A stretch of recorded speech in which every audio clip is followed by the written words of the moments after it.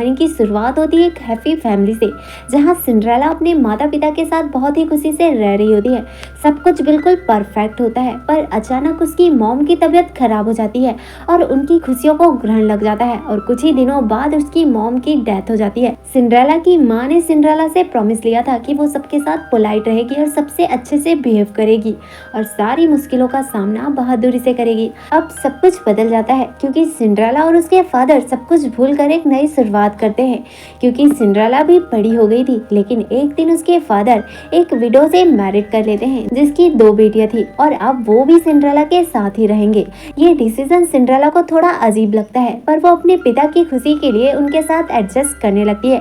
अब ऐसे ही कुछ दिन बीत जाते हैं और एक दिन उसकी सौतेली मॉम एक पार्टी रखती है जिससे सिंड्रेला को ज्यादा खुशी नहीं होती है क्योंकि उसके पास कोई भी अच्छी ड्रेस नहीं थी। इसलिए सिंड्रेला अपने एनिमल दोस्तों के पास चले जाती है। वहीं सिंड्रेला को पता चलता है कि उसके फादर कुछ दिनों के लिए शहर जा रहे हैं। शहर जाने से पहले उसके फादर सिंड्रेला से मिलकर उसे अपना ख्याल रखने को कहते हैं और ये सब कुछ सिंड्रेला की सौतेली मॉम देख लेती है, जिससे उसके अंदर जलन की भावना आ जाती है और अब वो बस सिंड्रेला के फादर के जाने का वेट कर रही थी ताकि वो सिंड्रेला से रिवेंज ले सके। अब सिंड्रेला के पिता शहर के लिए निकल जाते हैं। उनके जाते ही सिंड्रेला की सौतेली मॉम उसका रूम भी उससे छीन लेती है और अपनी बेटियों को दे देती है और सिंड्रेला को स्टोर रूम में शिफ्ट कर देती है। इससे सिंड्रेला दुखी तो होती है, पर वो वहाँ भी अपनी खुशियाँ ढूंढ लेती है और अपने एनिमल दोस्तों के साथ वहाँ भी खुश रहने लगती है। लेकिन इतना करने के बाद भी उसकी सौतेली मॉम का मन नहीं भरता, तो वो सिंड्रेला से बहुत ज्यादा काम करवाती है। और एक दिन सिंड्रेला के घर खबर आती है कि रास्ते में अचानक उसके फादर की तबीयत खराब हो गई, जिसकी वजह से उनकी रास्ते में ही डेथ हो गई। इससे सिंड्रेला बहुत ज्यादा दुखी हो जाती है, पर इस बात का ज्यादा असर उसकी सौतेली माँ पर नहीं पड़ता, बल्कि वो तो खुश होती है कि अब वो इस घर पर राज करेगी क्योंकि उसे रोकने टोकने वाला अब कोई नहीं है, क्योंकि उसे सिर्फ पैसों से प्यार होता है। अब वो जो चाहे वो कर सकती है। अब सिंड्रेला भी बहुत ज्यादा डर जाती है क्योंकि अब उसकी सौतेली माँ का बिहेवियर और ज्यादा बुरा हो जाएगा। जैसे जैसे दिन बीतते जाते हैं उसके जुल्म सिंड्रेला पर बढ़ते ही जाते हैं और एक दिन सिंड्रेला की सौतेली मॉम घर के सारे सर्वेंट को निकाल देती है और सारी रिस्पॉन्सिबिलिटी सिंड्रेला पर डाल देती है। उसे ही घर का सारा काम करना होगा, चाहे बर्तन धोना हो या कपड़े धोना, इवन पूरे घर की साफ सफाई भी अब उसे ही करना होगा। और एंड में उसे भरपेट खाना भी नहीं मिलता है और अब सर्दियां भी बढ़ गई थी तो सिंड्रेला को ठंड भी लगने लगी थी, इसलिए वो किचन में ही सो जाया करती थी क्योंकि वहां पर आग जलती थी। और एक दिन सिंड्रेला अपने घोड़े के साथ जंगल में चले जाती है, पर उसके घोड़े पर उसका कंट्रोल नहीं होता। तभी वहाँ एक राजकुमार आता है और सिंड्रेला को बचा लेता है। दोनों के बीच दोस्ती हो जाती है, पर सिंड्रेला बिना अपना नाम बताए वहाँ से चले जाती है।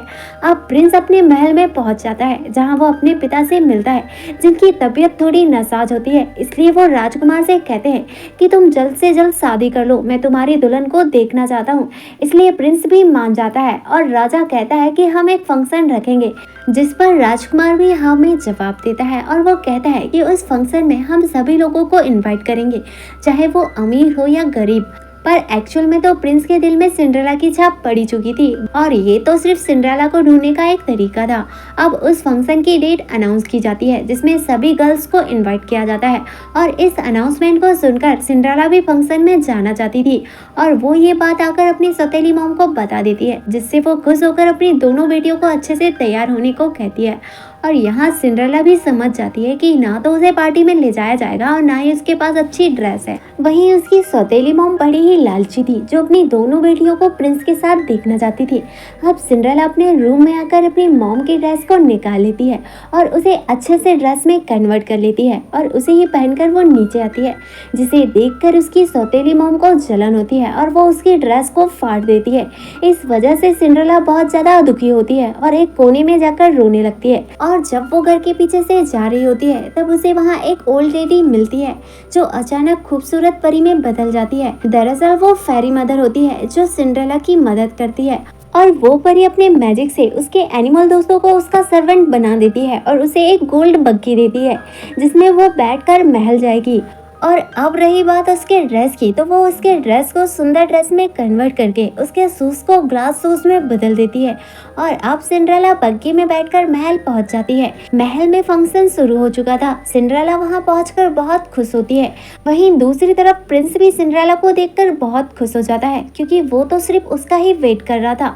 और वो दोनों डांस करने लगते हैं। यहाँ सिंड्रेला को सभी लोग देख रहे होते हैं। दूसरी तरफ सिंड्रेला की सौतेली माँ और उसकी बहनें भी उसे नहीं पहचानती, क्योंकि मदर फेरी ने ऐसा मैजिक किया था जिस वजह से वो उसे नहीं पहचान पाती। सिंड्रेला और प्रिंस डांस करते करते एक सीक्रेट गार्डन में पहुंच जाते हैं, जहां पर एक झूला भी बंधा होता है। और यहाँ प्रिंस सिंड्रेला को झूला में बैठाकर खुद उसे झूला झुलाता है। और प्रिंस उससे पूछता है कि तुम कहाँ से आई हो, क्या तुम भी एक प्रिंसेस हो। तभी सिंड्रेला को एहसास हो जाता है कि 12 बजने वाले हैं और परी का मैजिक खत्म होने वाला है, इसीलिए वो बिना कुछ कहे वहाँ से चले जाती है। वहीं रास्ते में सिंड्रेला को राजा मिलते हैं, जहाँ सिंड्रेला उनसे बात करती है और कहती है कि राजकुमार बहुत ही अच्छे इंसान है। राजा भी उससे बातें करता है, पर ज्यादा बात ना करके सिंड्रेला वहाँ से चली जाती है। सभी लोग सोचते हैं कि कौन थी ये लड़की जो अचानक आकर इस तरह से चली गई। और जब सिंड्रेला सीढ़ियों से उतर रही होती है तो उसका एक शूज गिर जाता है, पर वो कैसे भी करके भाग रही होती है और जल्दी से बग्गी में बैठकर चली जाती है। वहीं प्रिंस के लोग उसके पीछे होते हैं, जो उसे रोकने की कोशिश करते हैं। वहीं राजकुमार अपने सैनिकों को सिंड्रेला के पीछे लगा देता है, क्योंकि राजकुमार किसी भी कीमत में उस लड़की को पाना चाहता था।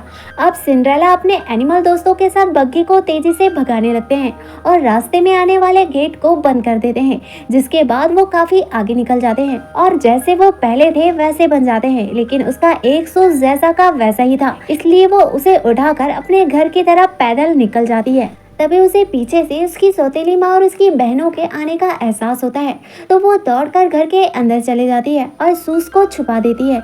और अपनी डायरी में वो सारे खूबसूरत मोमेंट को लिखती है जो उसने प्रिंस के साथ गुजारा होता है। दूसरी तरफ हम महल का सीन देखते हैं, जहाँ राजकुमार के पिता की तबीयत ज्यादा ही खराब हो जाती है, इसलिए वो राजकुमार से कहते हैं कि तुम उस लड़की को ढूंढकर उससे शादी कर सकते हो, क्योंकि वो लड़की मुझे भी पसंद आ गई है। ये कहकर राजा की डेथ हो जाती है। यहाँ प्रिंस अनाउंस करता है कि जो शूज उसके पास है वो जिस भी लड़की को फिट आ जाएगा वो उससे शादी कर लेगा। अब सिंड्रेला उस शूज को लेकर प्रिंस के पास जाना चाहती है, पर उसकी सौतेली मॉम उसका शूज चुरा लेती है और सिंड्रेला को उसी रूम में लॉक कर देती है। वहीं उसकी सौतेली माँ उस शूज को लेकर प्रिंस के सोल्जर को दे देती है, जिससे उसकी बेटी की शादी प्रिंस से हो जाए। सोल्जर उस शूज के टुकड़े को प्रिंस को लाकर दिखाता है और कहता है कि वो लड़की तो उसे नहीं मिली, जिस पर प्रिंस उससे कहता है कि ऐसे कैसे हो सकता है, सारे राज्य की लड़कियों को बुलवाओ और शूज को पहना कर देखो, पर शूज किसी भी लड़की को फिट नहीं आता। यहाँ तक कि सिंड्रेला की बहनों को भी वो शूज नहीं आता। वहीं दूसरी तरफ हम सिंड्रेला को देखते हैं, जो स्टोर रूम में अकेले उदास बैठी होती है और गाना गा रही होती है और उसकी आवाज नीचे जाने लगती है। तब सोल्जर का कैप्टन उससे पूछता है कि क्या यहाँ कोई और भी रहता है, जिस पर सिंड्रेला की सौतेली माँ उससे झूठ बोल देती है कि यहाँ उसकी 2 बेटियों के अलावा कोई नहीं रहता। तभी प्रिंस अपना फेस रिवील करता है, जो कि सोल्जर की ड्रेस में आया हुआ था, और सिंड्रेला की सौतेली माँ को ऑर्डर देता है कि बुलाया जाए उस लड़की को, जिस पर सिंड्रेला नीचे आती है, जहाँ प्रिंस उसे देखकर खुश हो जाता है और वो शूज उसे अपने हाथों से पहनाता है और उसे शादी के लिए प्रपोज करता है, विल यू मैरी मी। यहाँ सिंड्रेला भी मान जाती है और दोनों की शादी हो जाती है।